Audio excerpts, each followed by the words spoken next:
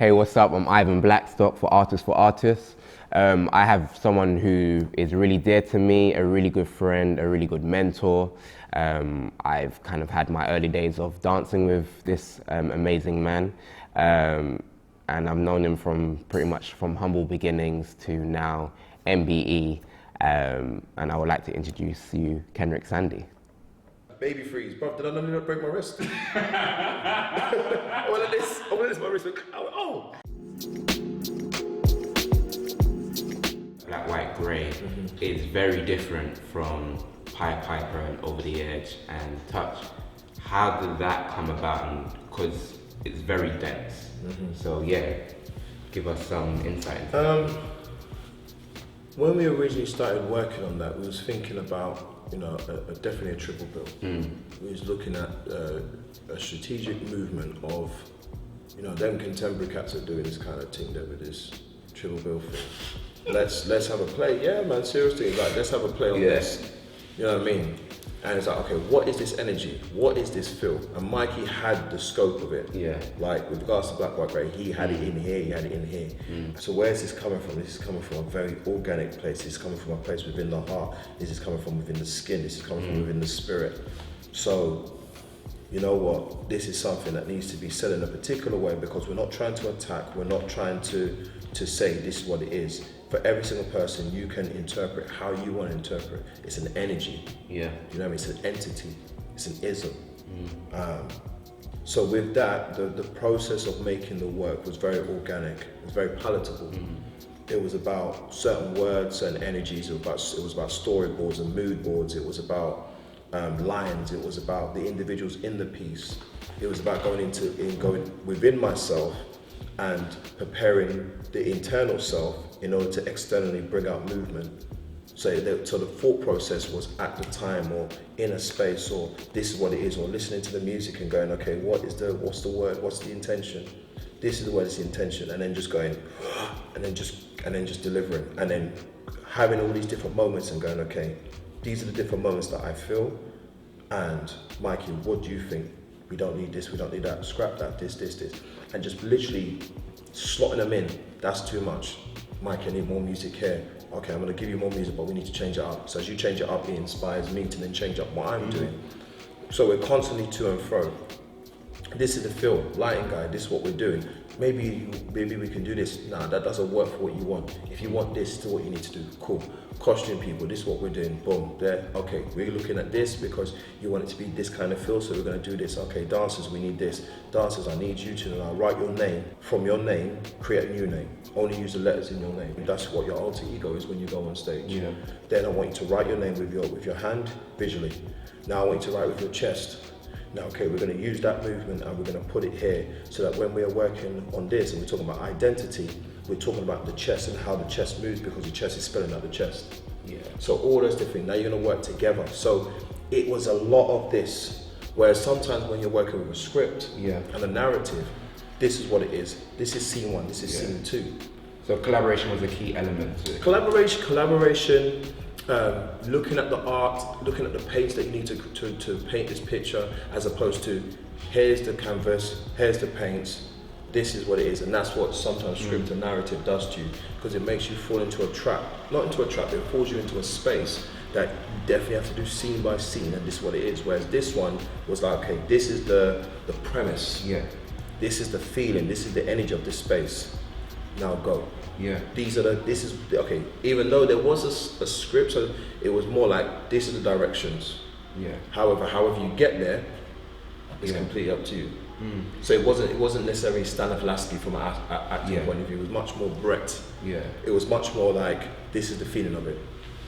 Now you have to take away what it is. So it was again trying to challenge ourselves in how we push our work.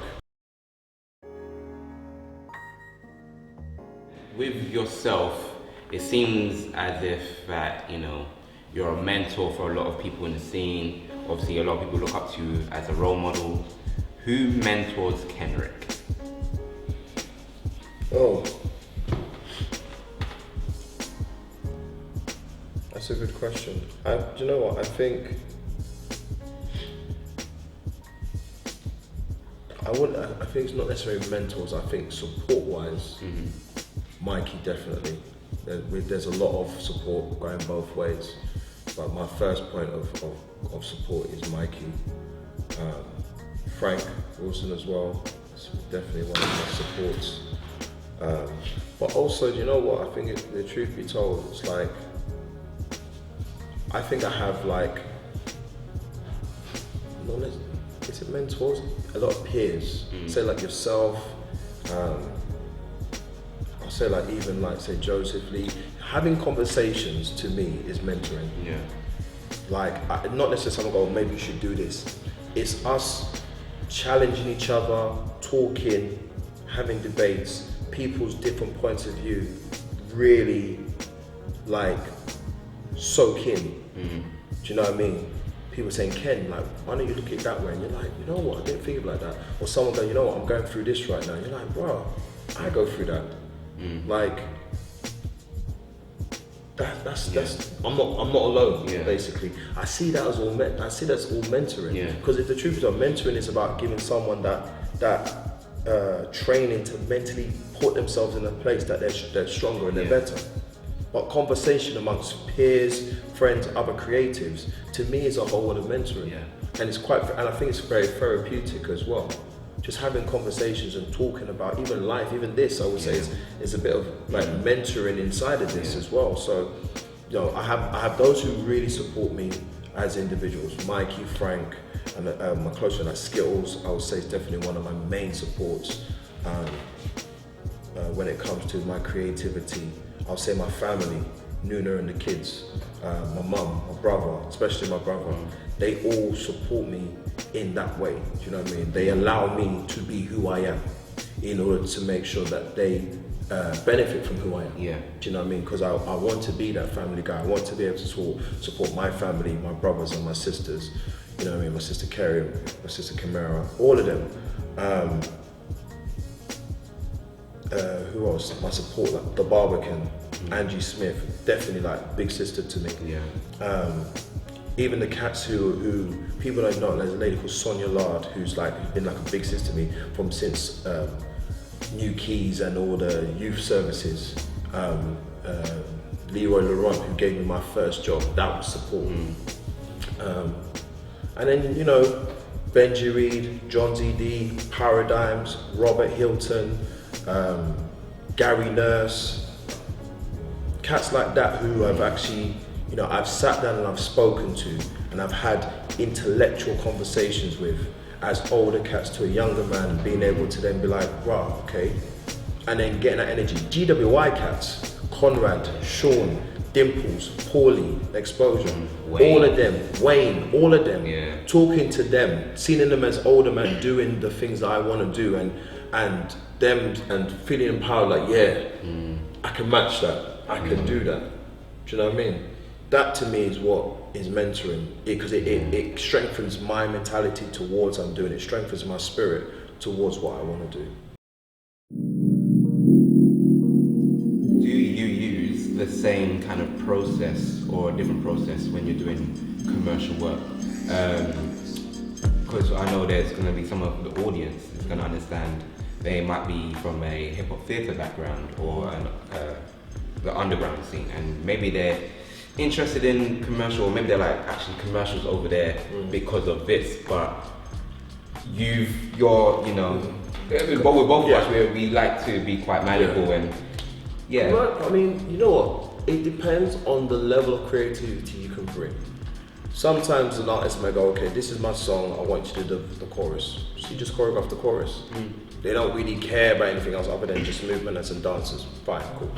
Or they may go to, you know what, we want you to be involved and collaborate with us in the creativity of this. So then you're able to go, okay, in this, visually, this is maybe what we can, where we can take it, what we can do. Instead of having all these dancers, just have one dancer. Do you know what I mean? Or maybe you do some movement and this dancer complements, or you say something, you know, all these different things. So I think with regards to commercial work, it really depends on the depth of creativity you can be involved in. Sometimes from a commercial point of view, you may not even want to be in that space because it may feel very pretentious and very superficial. However, one of the key things, I tend to like to keep myself to myself, but there are times where you have to kind of put yourself in those areas for people to know that you're around. Yeah. Especially when you've been around for so long. Because people can easily be like, okay. So what about the whole selling out thing? Because some people are like, I'm not doing commercial because I'm selling out. What's your point of view? Nah, listen. I disagree with that 100%. And the reason why I disagree with that is because Mans was doing like 10 till 6 rehearsals and then in the evening go and battle at Plan B. Yeah. Talk to me. Yeah. You know what I mean? It's not selling out. Yeah. The bottom line is a job. Yeah? If you're true to the game and you're true to the art, you're gonna make the art grow. Now, if you're a street dancer or a hip hop dancer going off to do a commercial job, that's not you selling out. What that is you is saying is that you have a diversity within yourself and you're versatile enough to go into another field within dance. Yeah. Dance is dance. Yeah. And the funny thing is sometimes you get the same idiots who are going to try and say you're selling out, but then go and do a job anyway. So the bottom line is this: relax your bone. Selling out is when, for me personally, selling out is when you don't give back to the scene. Totally. When you don't give back, but you're reaping from it and you don't give back, that is selling out in my opinion. Yeah. And I stress it's my opinion because you're not giving nothing. What you've done is gone, this is a scene. And you say you're there, or you was there, and you go, you know what? Let me take this scene. You know what? For real. Yeah, I don't see you putting anything back in the collection. I like how you think it's a potpourri. Yeah, I'm just showing it metaphors, bro. You know what I mean? Yeah, that's what I see as selling out. Yeah. And for me, that's what I'm saying. Like, regardless of all the accolades and all the success and all that business there, I'm still here. The reason why I'm still here because I still want to give back. Yeah. Whether it's creating work for people to see it and be inspired, or having conversations, or training people, or have an open class at Studio 68 and cuss everyone in the room, but you just know the cussing is for love. Whatever it is, like the bottom line is that you like the scene made me because I was a part of this scene. Yeah. And the people around me, my dancers, have all influenced this. Yeah. Whether you've upset me, whether you've made me happy, whether you've made me smile, whether you've made me cry, you have influenced me to be who I am. Yeah. I cannot turn my back from the scene and be like, no, because there's an issue there. Because the same way certain cats can moan and complain about certain institutions not teaching their dancers properly, and you're there moaning at them, but then you're not coming in and helping these institutions to push what they're doing, especially from a contemporary point of view. A lot of people moaning, these dancers are not the level they should be, but I don't see you physically going into these places and trying to push these dancers to be what you need.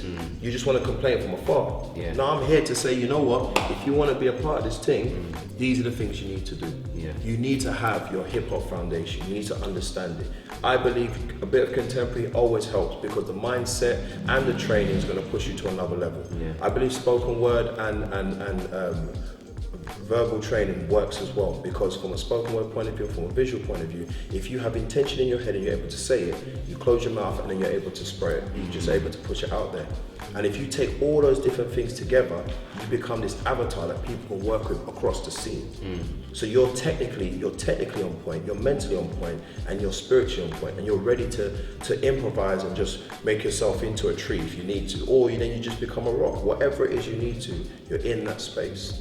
Do you know what I mean? And that's what it's about. It's about giving back. And once you get to a certain position, you tell everyone else, guys, this is how I did it. However, how are you going to do it? So I don't expect no one to do it the way I've done it. Yeah. I don't want people to do it the way I've done it. I don't want people to even move like me. I don't want people to do that.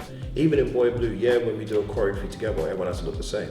But if you're choreographing, don't copy me. Do you. Because when I'm choreographing, I ain't looking at no one else. I'm just in my bubble.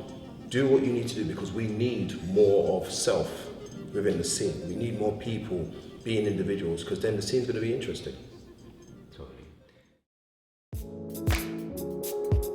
People who know Boy Blue and Kenrick Sandy, they all know that Boy Blue and Kenrick Sandy has a strong identity.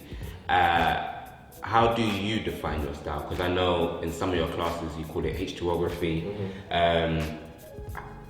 Is it H2ography when you do a certain thing, or just give us a little bit Yeah, more? I mean, the title H Geography came about because I just haven't got time for the political nonsense of people telling me if I say I'm doing a hip hop class or a street dance class and I'm not doing the foundation stuff that needs to be put into what is known as a hip hop class. So I just can't be asked to, I don't want to rock no one's head and tell them shut up. So truth be told, I just rather people just know it's H Geography because I'm teaching you choreography. It's my choreography. It may not be all my moves because there's hip hop foundation that I've thoroughly learned and I've made sure I learned them because I just don't want to hear air raid. So I call it H Geography. However, there are within the parameters of H Geography, there are different choreographic genres.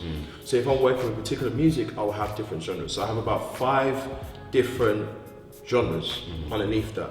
Then you have this H2O-ism, which is kind of the way I specifically move and just the way I define space or defy space and stuff like that. Anti-gravity movement, the way the body flows, connectivity, circuitry, all these different things that I have as my principles or my ciphers within my head as this alter ego H2O.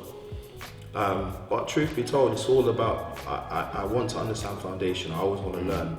And from learning, I'm able to expand and then play with variety of different things, looking at footwork and then being able to go from house to b-boying to maybe salsa to maybe capoeira, just looking at all those different steps and how can I put it together? Because, you know, hip hop foundation can only take you so far. Until a point where it just becomes stale and boring. We know what it is, but with every style, there's innovation. Hence why contemporary's there in the first place. Someone looked at ballet and was like, I'm getting bored with this. I feel restricted. I want some freedom. Pana, contemporary. It's the same with regards to hip hop. Do you know what I mean? I think, you know, there's certain people who are purists who are saying, yes, it needs to be this. I totally agree. However, we have to move forward in order for there to be longevity in what we're doing. Because a lot of the other styles and institutions have gates and gatekeepers and key holders. And right now, if we're forever going to be like, oh, this is hip hop, oh, this is street dance, we can't let go of this.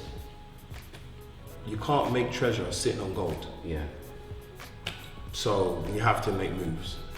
And it's not about selling that, it's about, you know, pushing it. You know what I mean? So for me, I've